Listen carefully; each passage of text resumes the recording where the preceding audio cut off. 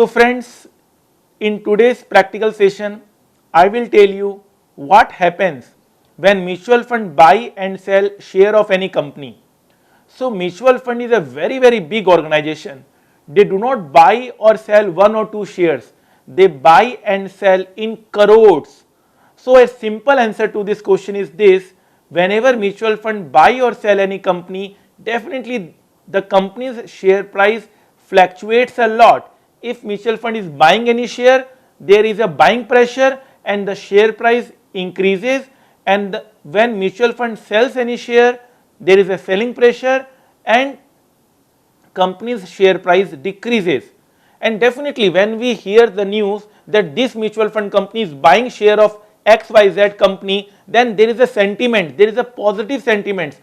All other individuals who are trading directly are buying that shares because that mutual fund had purchased this share. Definitely mutual fund had a big research team, they have a big software, they have a big analytical skills. So when they are buying any shares, people tends to have a positive outlook on that company's share and they also buy that company's share. So cumulative pressure will increase that company's share price, and vice versa when the mutual fund sells any company's share. So let's take some examples where we can see all these things. HDFC Mutual Fund buys 1.75 lakh shares of Samurai Entertainment.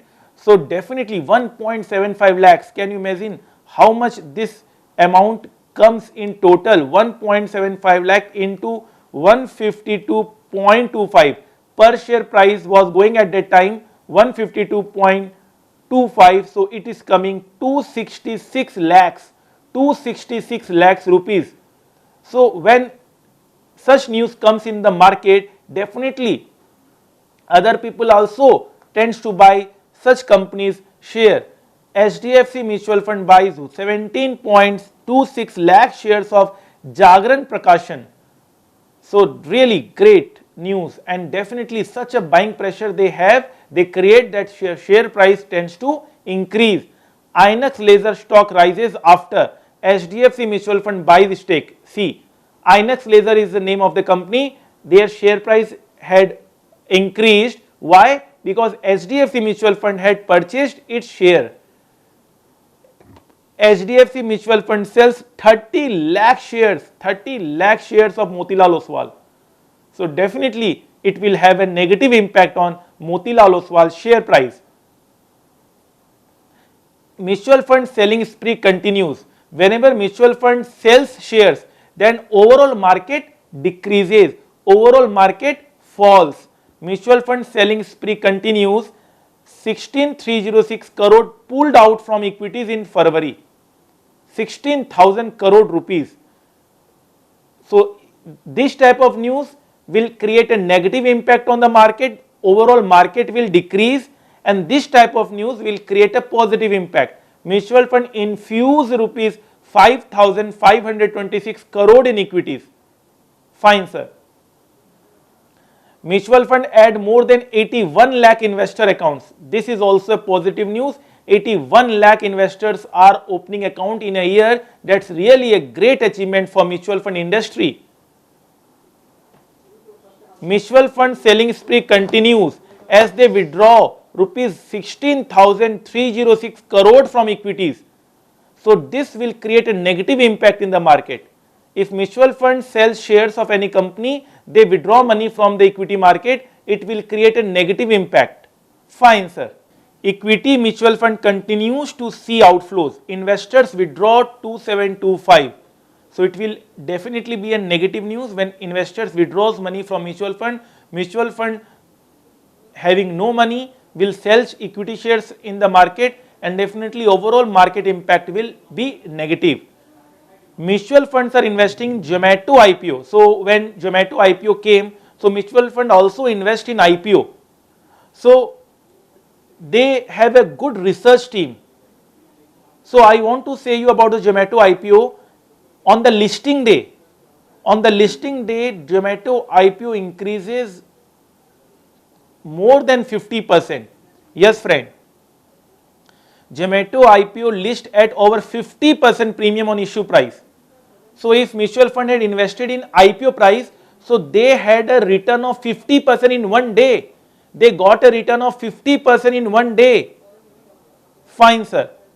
5 biggest mutual fund investors in the Zomato IPO. So who are the investors who invested in Zomato IPOs?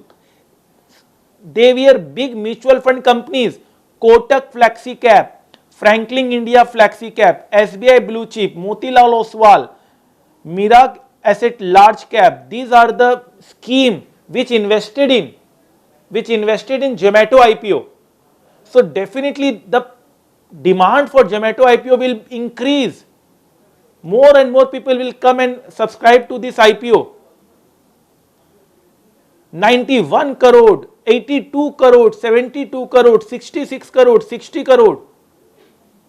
So they have a positive outlook on Zomato IPO.